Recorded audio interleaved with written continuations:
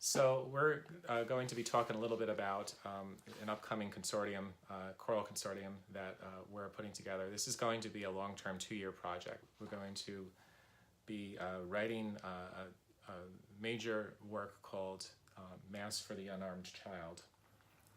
At this point, it's 10 movements. We're not going to get into details about the movements too much at this point because they're works in progress. But I'm hoping to launch this at the ACDA conference in Pittsburgh on March 7th, and I'll have more details then. But obviously we had a national tragedy occur in South Florida at Parkland, I think was the name of the... Yes.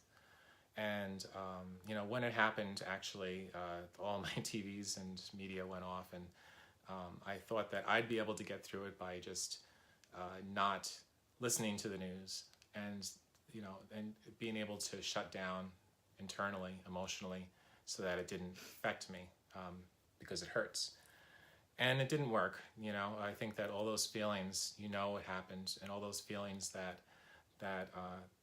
we felt at Sandy Hook and 9/11 and other other Las Vegas, Aurora, Colorado. They all came back. So you can't just turn it off. You can't just shut it down. They're all there, and there was I had a feeling of helplessness. I did too, so much.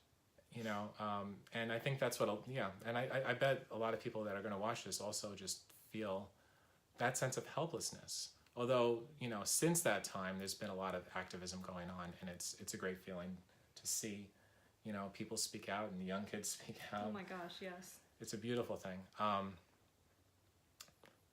And so there were several days where I felt miserable, and I couldn't concentrate, and I was upset, and at first I couldn't even put my finger on exactly what it was because I had blocked it out, and then I realized that it's not going to escape you, it's not going to escape me, it's not going to escape any of us. This is a mass shooting, a tragedy where 17 I think it was, beautiful people died. Some died, you know, trying to save others by standing in the way, by sheltering others. Then I realized that I was going to write about it.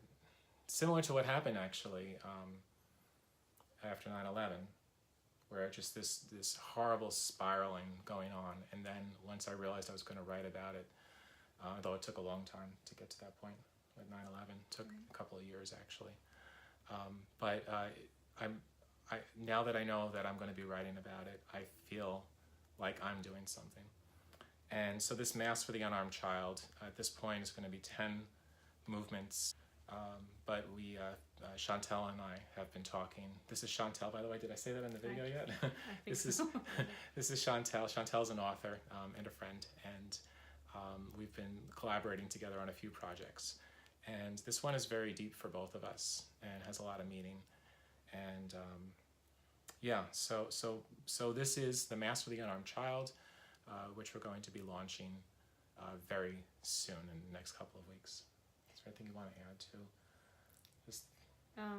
Just that I know for me, it was not just that sense of helplessness, but oh gosh, so much anger and this sense of frustration of how much more, you know, and are we really going to take? And then understanding very personally what people are feeling right now, having lost a child. I haven't lost my child, but we lost a nephew a few years ago, and I don't think there's any way that someone can fully comprehend that level of grief.